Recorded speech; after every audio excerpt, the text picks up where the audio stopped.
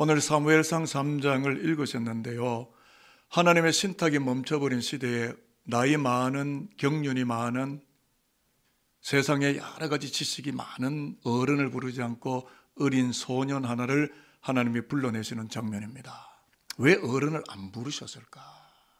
이유가 있겠죠. 하나님이 그냥 하시진 않을 텐데. 그러니까 눈에 보이는 역사의 하층부를 살아가는 이스라엘 백성들에게 상층부에 계시는 전능하신 여호와 하나님께서 그 모습을 현현, 이걸 에피판이라고 하는데요, 드러내시는 장면을 우리가 읽은 거죠. 말씀을 좀 더 심화하기 위해서 잠깐 영화 이야기를 꺼내게 되는데, 제가 산돌교 1990년도에 왔을 때 고등부 전도사였습니다. 근데 지금은 담임 목사죠. 그래서 고등부 한 부서를 맡다가 청년부를 맡다 또 청년부를 맡고, 그때 미션이라는 영화도 보고, 저는 영화를 참 좋아하니까 젊은이들 영화를 같이 보러 가고, 그때 제가 부목사로서 청년부 사역을 하면서 청년들과 정말 재미있게 잘 지내는데, 그때가 청년들 현재 다 50초 중반을 다 넘었었습니다. 그 중에 장로님으로 여기 앉아 계신 분도 계시고. 근데 그때 한참 할 무렵에 영화를 여러 차례 보러 갔는데, 그 중에 한 영화가 뭐냐면은 Dance with Wolves, 늑대와 춤물이라는 오래된 영화인데요, 2021년에 재개봉이 됐습니다. 이 영화는 어떤 내용이냐면, 주인공 미 육군 중위 존 덤바, 누가 나오느냐면 케빈 커스터너가 그 유명한 배우죠. 동부 지역 전투에서 대성을 이룬 다음에 서부 지역 미 개척지 변방 지역으로 지원을 했습니다. 마차에 보급품을 가득 싣고 몇 날 며칠 달려간 곳이 부대인데 부대가 아닌 원맨 포스트, 포스트란 말이 부대인데 초소예요. 자기 혼자만 있는 초소. 에서 상급자도 없고 부하도 없고 오직 혼자 초소를 짓고 근무하는 원맨 포스트에 간 거예요. 그러니까 거기에 뭐 인디언들도 있었고 원주민들도 있었겠지만 아무도 가까이 할 수 있는 사람이 없으니까 늑대와 가까워져서 늑대와 함께 생활하는데, 이 원주민들이 바라다 보니까 늑대와 함께 춤도 추는 것 같고, 그래서 그들의 어떤 삶의 어떤 도드라진 특징들을 가지고 이름을 짓는 것이 이 원주민들의 특색인데, 뭐는 키킹 보드, 뭐 새를 발로 차, 주먹 쥐고 일어서, 그런 것처럼 늑대와 춤을 댄스 with wolves, 이런 이름, 재밌는 이름들을 지어줍니다. 무슨 이야기를 꺼내고 싶으냐면, 상층부에 지시가 없었던 존 덤바는 막막한 광야에서 혼자 생각하고 혼자 계획 세우고 혼자 방식으로 살아갈 수밖에 없었더라 라는 영화 이야기입니다. 그런데 오늘 사무엘상 3장의 배경이 이와 아주 동일합니다. 사사시대 왕정시대 중간 지점인 사무엘 출생 당시에 상층부의 지시, 다시 말해 하나님의 묵시가 없었고, 하나님의 묵시가 들려오지 않고 묵시가 접촉점을 일으키지 않으니까 백성들은 자기가 공부한 힘으로, 세상의 실력으로, 세상의 링케이르로, 자기의 경험에 축적된 여러 가지 논리로 하나님의 뜻을 깡그리 무시한 채 계속 그렇게 살아가고 있었더라 라는 이야기가 사무엘 1, 2, 3장의 이야기입니다.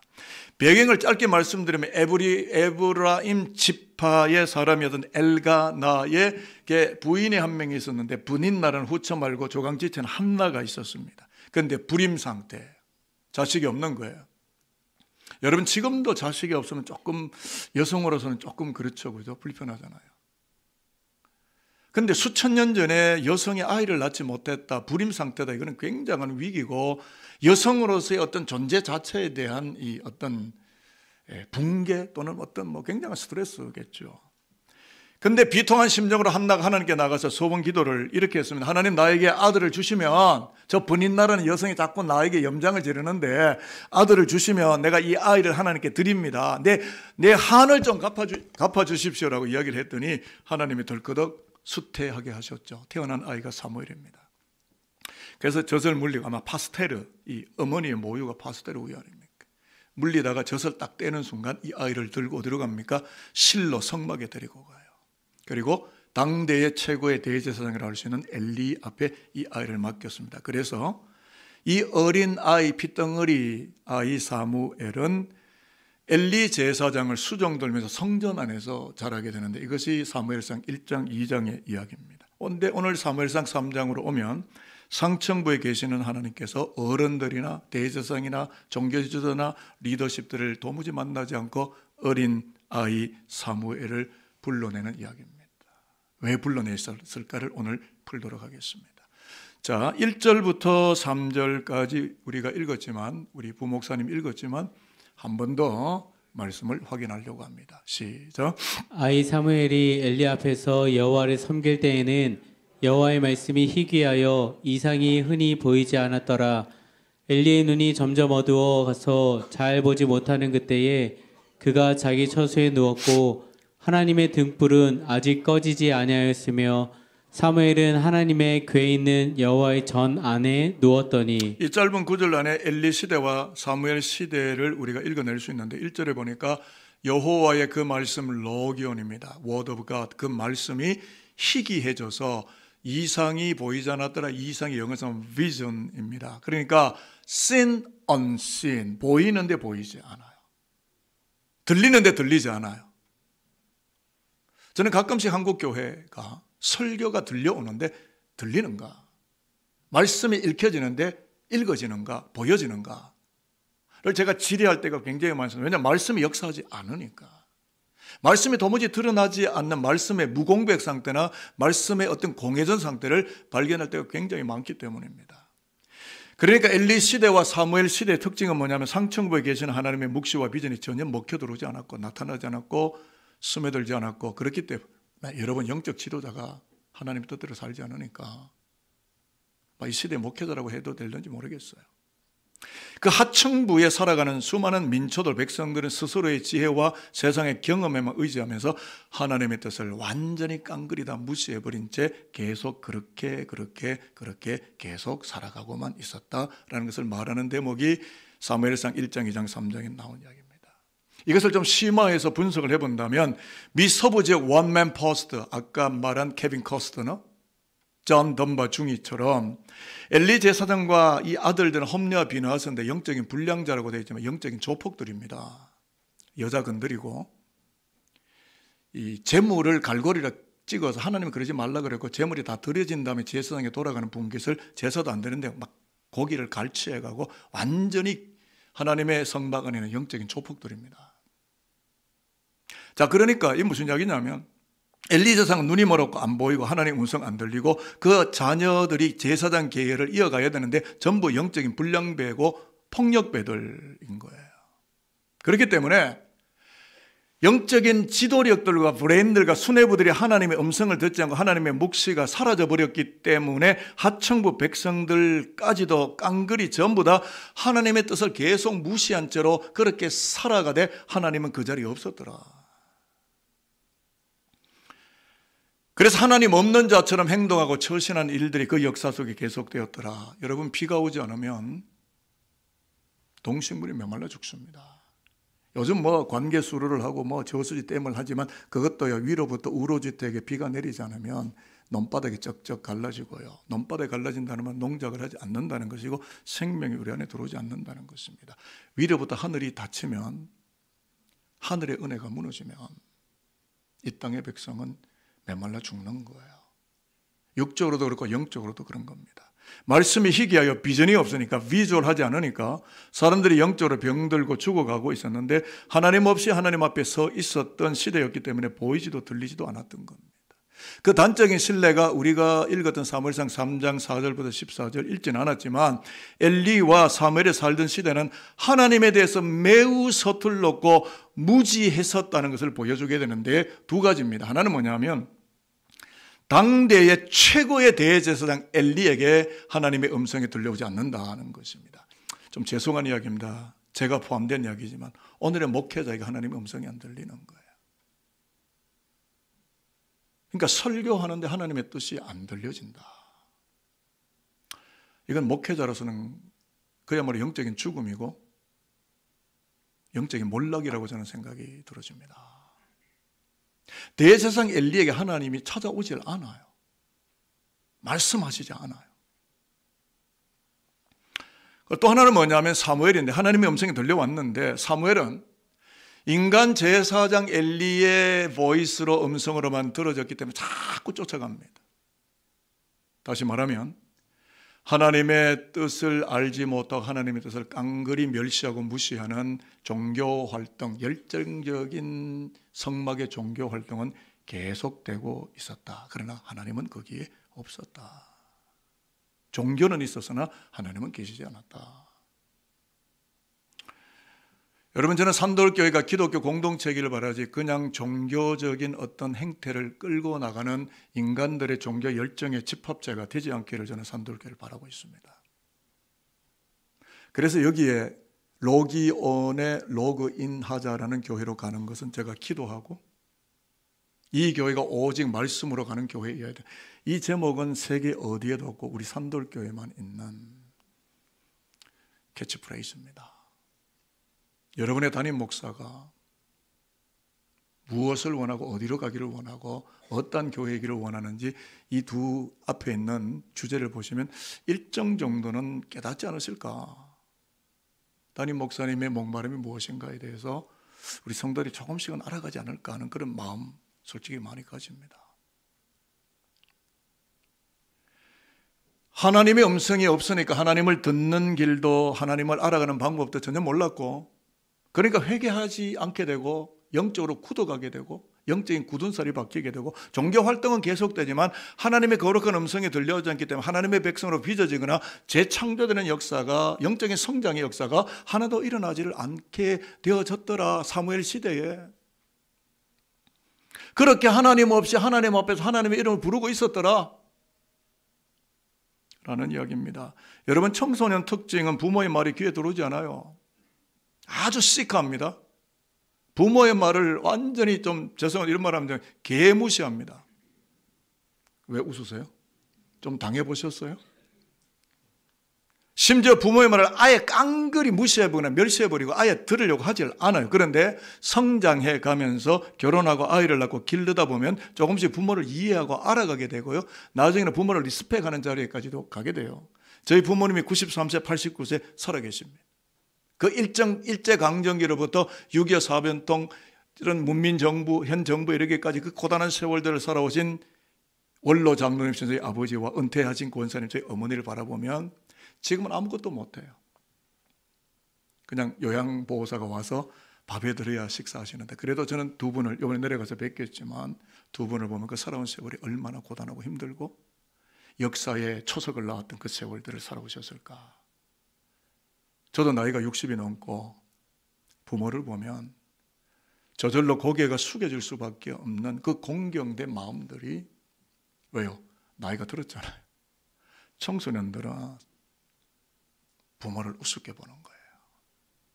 여러분, 신앙생활도 마찬가지입니다. 영적 청소년기에 머물러 있으면 안 됩니다. 하나님의 말씀을 아멘으로 적극적으로 받아들여서 순종하고 실천하고 하나님을 너무 잘 섬기는 성숙한 하나님의 사람이 되어야 됩니다. 영적인 젖을 빨아먹고 그리스도를 아는 지식에 충만하게 자라가야 되는데 맨날 젖병 하나 물고 젖병 목사님 나 삐졌어.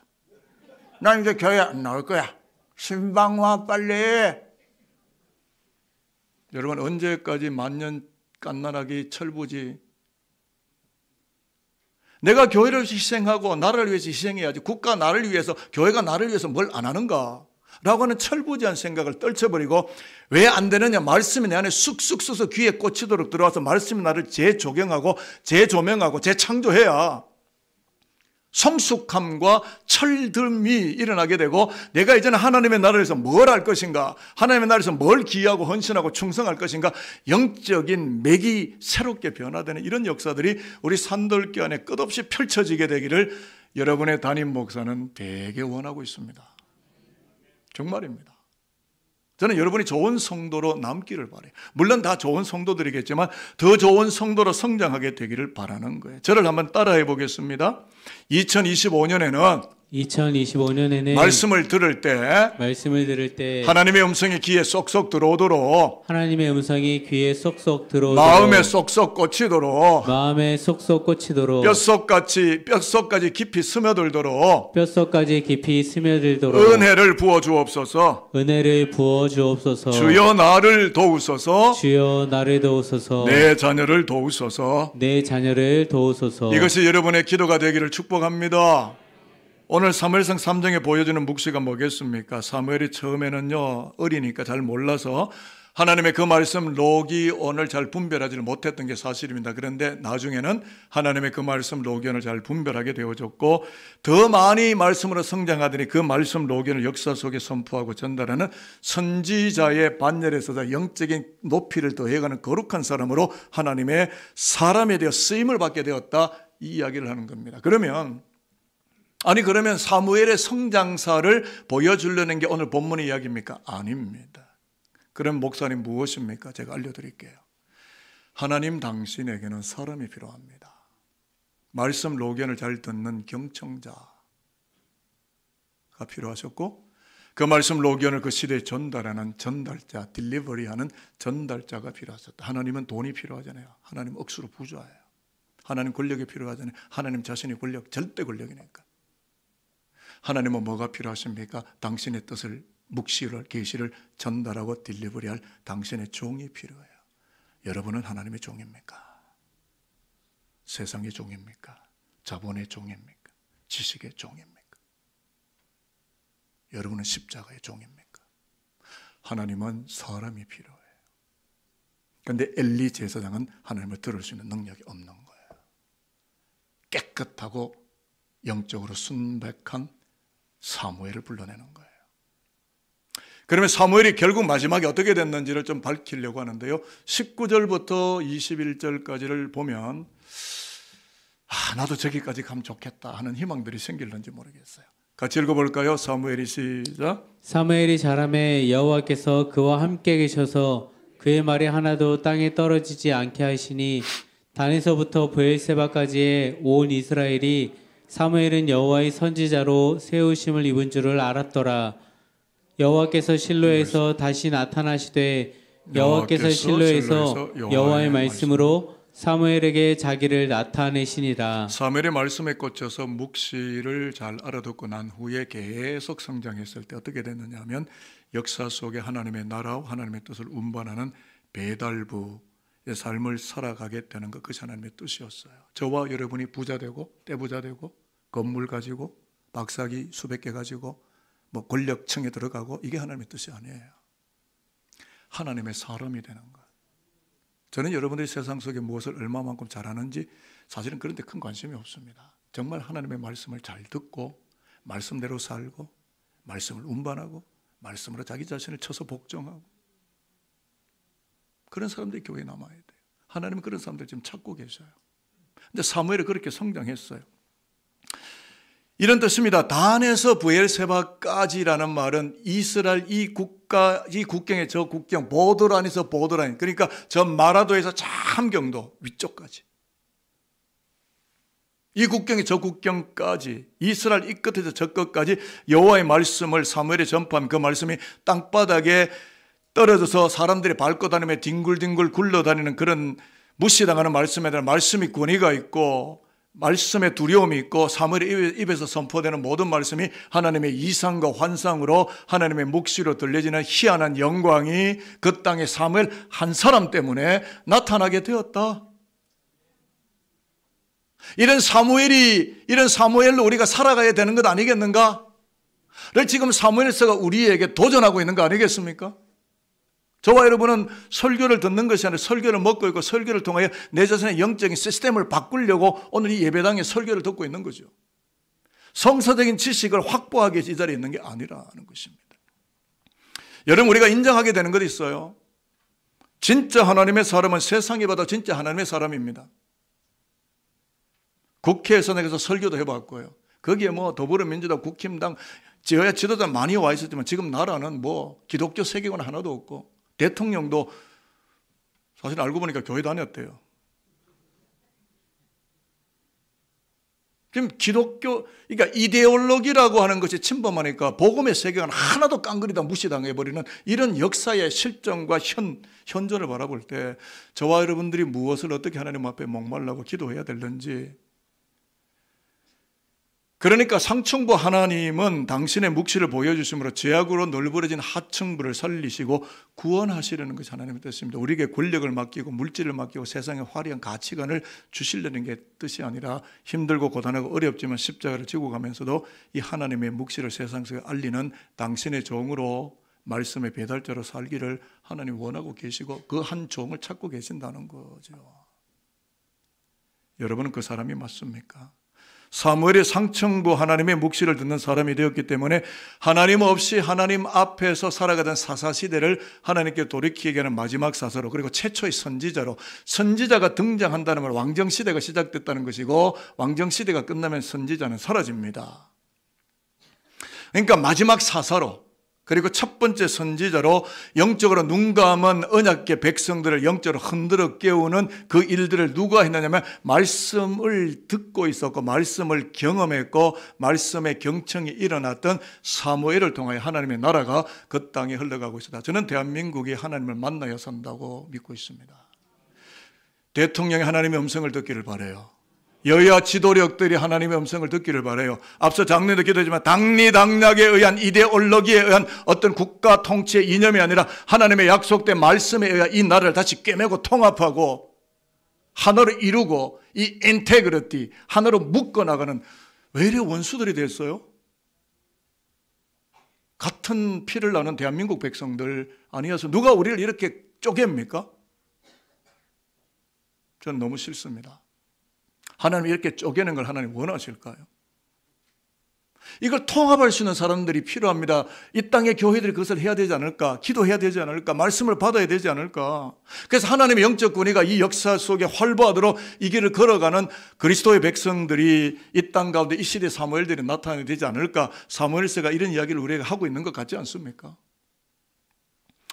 여러분, 어거스틴은 세상 명예와 성공을 주색잡기에 젖었던 사람인데 그런 어거스틴이 폰티키아누스의 설교를 듣던 중에 하나님의 음성을 듣고 예수께로 돌아 훌륭한 처치 파더, 교부가 되어집니다. 영적인 리더가 되는 거예요. 그는 이렇게 자기 자신을 순례하며 간증을 했는데 폰티키아누스의 설교를 들을 때 마음이 쥐어짜이며 괴로웠고 지독한 수치심으로 몸둘 바를 몰랐습니다.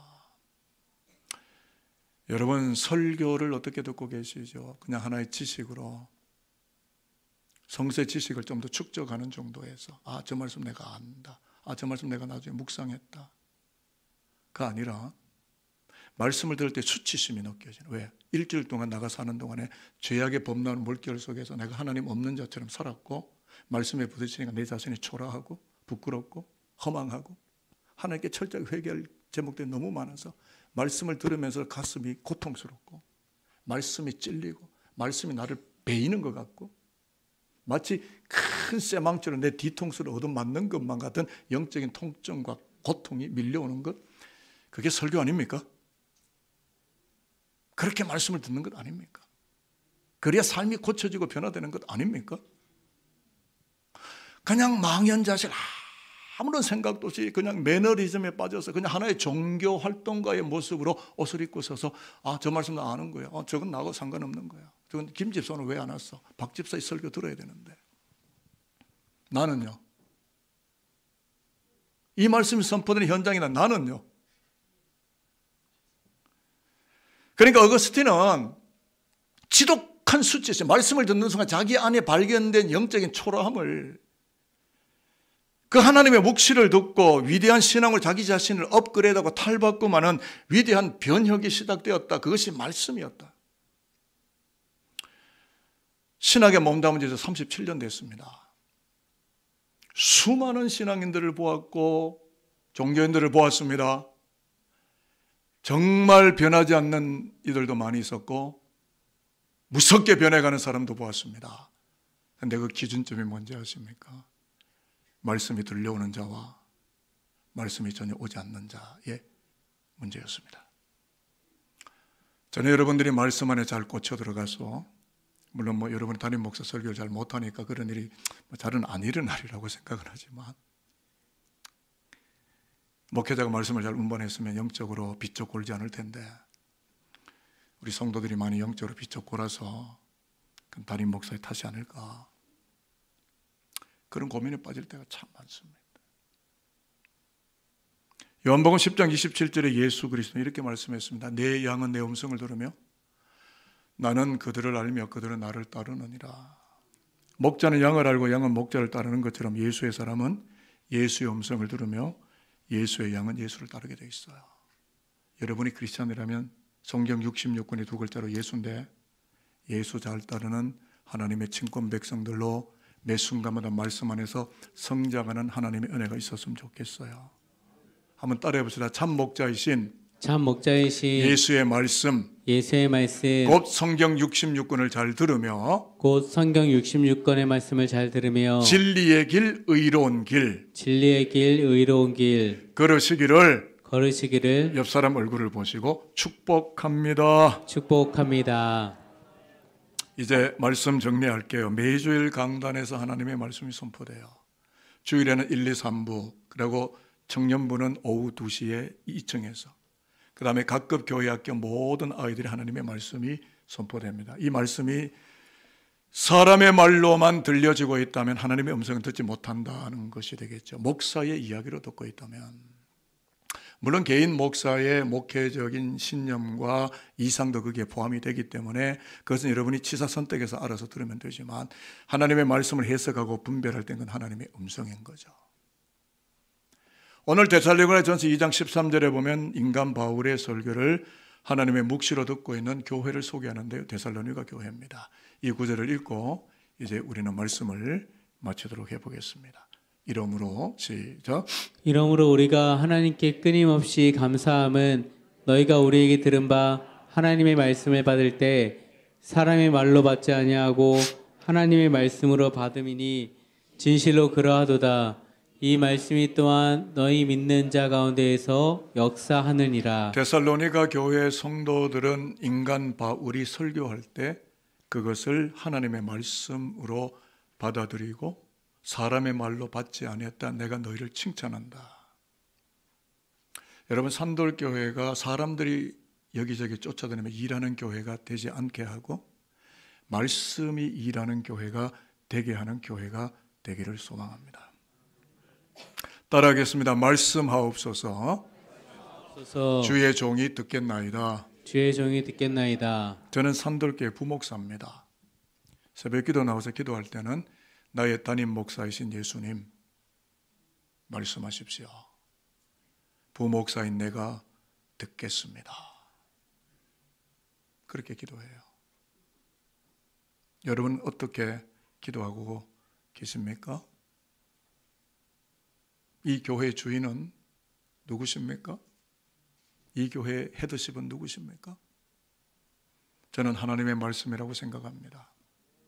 말씀이 잘 들려오는 교회, 말씀이 잘 꽂혀지는 교회, 말씀으로 자기의 삶을 재생산하는 그런 하나님의 사람들, 그들이 오늘 여기 예배하는 저와 여러분 모두가 되기를 바라면서 진심으로 축복합니다. 상층부 하나님의 묵시가 사라졌으므로 하나님의 뜻을 무시한 채로 살아가던 역사의 하층부를 향해서